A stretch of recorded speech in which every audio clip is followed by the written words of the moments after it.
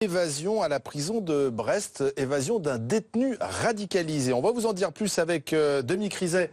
Bonsoir Dominique. Et bonsoir puis Olivier. David Besson Bonsoir. qui est avec nous. Bonsoir monsieur, vous êtes secrétaire général adjoint UFAP, UNSA Justice. Vous représentez les surveillants de la pénitentiaire. Alors l'homme a 21 ans, il est fiché S pour radicalisation et Dominique, il a réussi à s'échapper au moment de son arrivée à l'hôpital à Brest. Oui Olivier, alors c'est pas une grande évasion. Il était accompagné par 3 agents de l'administration pénitentiaire non armés puisqu'on lui avait baissé récemment son niveau d'escorte. Et en arrivant à l'hôpital, il s'est baissé, il a prétexté un lacet d'effet, il s'est relevé, il s'est enfui. L'un des surveillants l'a rattrapé, l'a plaqué au sol, mais il a pu, cet homme de 21 ans, se relever et il est allé vers une voiture dans laquelle l'attendaient au moins 2 complices. C'est ça. Une Peugeot 306 dans laquelle il s'est enfui. La voiture a cassé une barrière donc de l'entrée de l'hôpital et a disparu. Donc c'est préparé, c'est-à-dire que forcément, c'est pas quelque chose qu'on improvise. Il faut des complices, il faut un scénario. Alors c'est un peu compliqué. Oui, il y a forcément un scénario. Oui, il y a forcément des complices alertés qui savent quel jour et à quelle heure aura lieu ce rendez-vous à l'hôpital Morvan, puisque cet homme, il est extrait de la prison dans laquelle il se trouve. Ça veut dire que c'est lui qui les a alertés, ça veut dire qu'il leur a téléphoné et ça veut dire qu'il avait un téléphone en prison. Alors, il faut préciser qu'il n'a jamais été condamné pour des faits de terrorisme, mais qu'il est dans un processus de radicalisation avec une conversion à l'islam, une pratique rigoriste de sa foi, un changement physique, c'est pour ça qu'il est fiché S. Qu'est-ce que vous pensez de tout ça Bon, il est passé entre les mailles du filet. L'administration pénitentiaire connaissait cet individu parce que bon, il a fait l'objet de plusieurs condamnations, notamment 23. Il était au quartier mineur de la maison d'arrêt de Brest.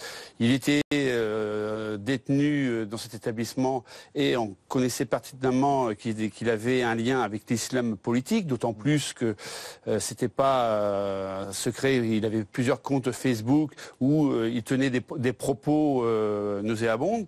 Et puis, écoutez, pas plus tard que lundi dernier, il a été extrait devant un juge d'instruction avec 4 surveillants d'établissements pénitentiaires armés, avec un renfort de la police nationale et de la gendarmerie. Et là, pour un problème d'effectif, je ne sais quoi, aujourd'hui, on est venu réduire cette composition d'escorte. On a envoyé des surveillants d'établissements pénitentiaires au casse-pipe. Il y en avait combien ? Mais il n'y en avait que 2. Et c'était pas plus suffisant. Le chauffeur, bien évidemment. Et c'est pour ça que, en octobre 2016, le garde des Sceaux de l'époque avait annoncé la création d'équipes de sécurité pénitentiaire, les ESP, dans le cadre, souvenons-nous, du plan de sécurité pénitentiaire contre la lutte contre la radicalisation violente, avec l'aspect d'extraction d'un établissement qui devait être enfin abordé. Là, ça fait 1 an que ça traîne des pieds. Pas plus tard que ce matin, nous étions en réunion au ministère avec la direction de l'administration pénitentiaire à ce sujet. Et puis, ils ne comprennent rien, parce que sur la composition d'escorte, nos homologues de la police et de la gendarmerie, ils le font à 3, alors que nous, la pénitentiaire, on le fait qu'à 2. Oui, mais alors, il n'y a que 2 agents. Vous dites que ce n'est pas suffisant. En plus, quand même, il faut le rappeler, il y a un agent qui est parvenu à le plaquer au sol quand il a voulu s'enfuir. Donc l'agent a réagi, mais ça n'a pas été suffisant. Et le détenu s'est relevé, et puis il avait des complices qui l'attendaient. Bon, ça a pu être très très mal finir pour l'agent.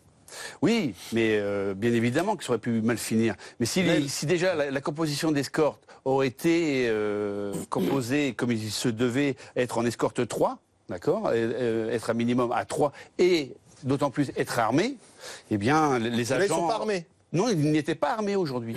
Ils n'étaient pas armés. Comment ça se fait? Eh ben, ils ont l'administration pénitentiaire par le biais du chef d'établissement, parce que les équipes locales de sécurité pénitentiaire sont assujetties à l'autorité du chef d'établissement, contrairement au pôle d'extraction judiciaire. Et là, le chef d'établissement, par rapport à un problème d'effectif, est venu, tout simplement, n'ayant pas peur des mots, de réduire et de mettre à mal la sécurité. Lui, il le savait, ça, que finalement l'escorte serait à minima, parce qu'il a préparé son coup. Alors, vous dire qu'il savait, je ne lis pas dans une boule de cristal, pour savoir si réellement il savait que la composition d'escorte serait réduite, mais par contre, je peux vous dire qu'il savait pertinemment qu'il allait sortir en extraction médicale. Oui. Dominique Rizet. Oui, on peut imaginer. Bon, sa visite médicale, il était au courant, forcément, et puis il a donné rendez-vous à ses complices avec le téléphone portable dont il disposait à l'intérieur de sa cellule. Et en revanche, au niveau de l'escorte, il ne peut pas savoir si ça va être une escorte 3, une escorte 2. Mais on peut imaginer que si ça avait été une escorte 3, hier encore, il est en escorte 3. c'est ce matin qu'il est passé en escorte 2. C'est bien ça. Donc c'est quand même incroyable. Ça veut dire escorte 3 hier, 4 agents de l'administration pénitentiaire prévus, plus des policiers armés. On peut imaginer que s'il avait eu cette escorte-là, même si ses copains l'attendaient sur le parking dans leur moins Peugeot 2 hommes 306, avec il aurait sans doute réfléchi avant de courir vers la voiture, sachant qu'il y avait des policiers armés. Peut-être qu'il ne l'aurait pas fait. Voilà. Là, c'était pas très dissuasif d'avoir 3 agents de l'administration pénitentiaire non armés. On n'est pas avec une garde armée, on est avec... c'est un peu... voilà quoi. Donc il y a une faute en fait. Et puis, il y a une faute voilà. pour vous, c'est clair. Mais il y a une faute de l'administration pénitentiaire. Ouais. Et puis d'autant plus, il n'y avait pas de caractère d'urgence pour faire sortir ce détenu. Les concitoyens de ce pays attendent des mois, plusieurs mois, avant d'avoir un rendez-vous chez un ophtalmo. Là, il claque des doigts, on le sort en extraction, alors qu'on sait pertinemment qu'il est suivi pour des faits de radicalisation. Donc sachant qu'il n'y avait pas suffisamment de monde, que ce détenu pouvait être dangereux, on aurait pu décaler le rendez-vous. Repousser le rendez-vous. Voilà. Ou bien que la composition d'escorte soit réellement au niveau qu'elle soit. On peut peut-être dire, pour compléter ce que dit David Besson, c'est que quand un détenu, un prévenu, lui était prévenu, il n'était pas encore jugé. Prévenu, donc, dans une affaire de vol, va être transporté dans un hôpital parce qu'on ne peut pas lui donner à l'intérieur de la prison les soins nécessaires. Là, rendez-vous en ophtalmologie. On ne le prévient bien évidemment jamais du jour et de l'heure à laquelle il a rendez-vous. Parce que ce serait trop facile de donner rendez-vous. Tout le monde a un téléphone en prison, on peut le dire aujourd'hui. Tout le monde a un téléphone alors justement, en prison. On a retrouvé. Donc c'est trop facile de donner rendez-vous à ses copains quand on sait quel jour on a rendez-vous. Il n'était pas censé savoir. Mais alors comment ses copains se retrouvent là alors s'il n'est pas censé savoir? J'imagine que ses copains ne le suivent pas à chaque fois que... Non, mais tout simplement parce que... On a retrouvé des téléphones portables dans sa cellule. Voilà. Et par exemple, il a averti ses collègues, comme quoi, qu'il allait sortir en extraction médicale. Au dernier moment. On a retrouvé 2 téléphones dans sa cellule. Donc il a pu appeler au dernier moment, écoutez, je sors, tenez-vous prêts. Nous avons de forts doutes.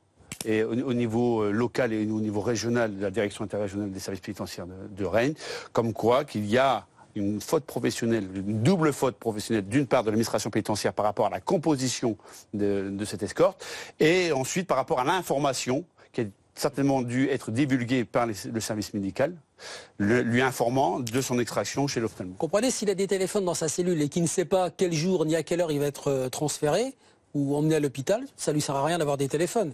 Ça veut dire que, il faut qu'il ait des téléphones, première erreur, et qu'il soit informé du jour et de l'heure du rendez-vous, deuxième erreur.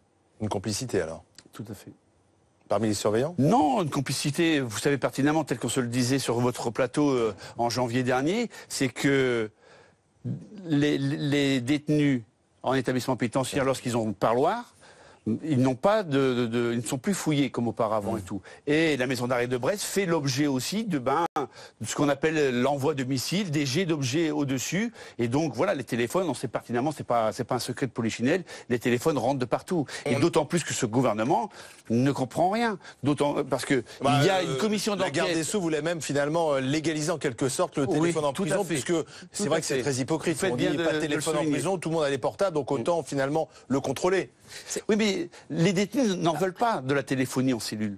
Ils n'en veulent pas. Pour pouvoir continuer à alimenter leur trafic et leur business, ils ont besoin du téléphone portable. Parce que, en leur mettant la téléphonie en cellule, ils savent pertinemment qu'il y a un risque, même s'il y a un manque d'effectifs, qu'il y a un risque qui peuvent être écoutés. Oui. Là, le problème... avoir leur propre téléphone, crypté. Voilà. D'accord. Cet après-midi, on était auditionné au Sénat. C'est ce qu'on essayait d'expliquer à ces représentants du peuple, de l'importance de renforcer l'autorité du surveillant et notamment de pouvoir remettre les fouilles au sein des établissements pénitentiaires. En tout cas, on a ce soir un détenu radicalisé en fuite. Voilà. Ça, on sait pas où il est. C'est très grave. Non. Voilà. 900 gendarmes qui le recherchent. Donc tous les gendarmes du département. Sa fiche a été envoyée, son signalement a été donné aux policiers, aux gendarmes et on ne sait pas où il est.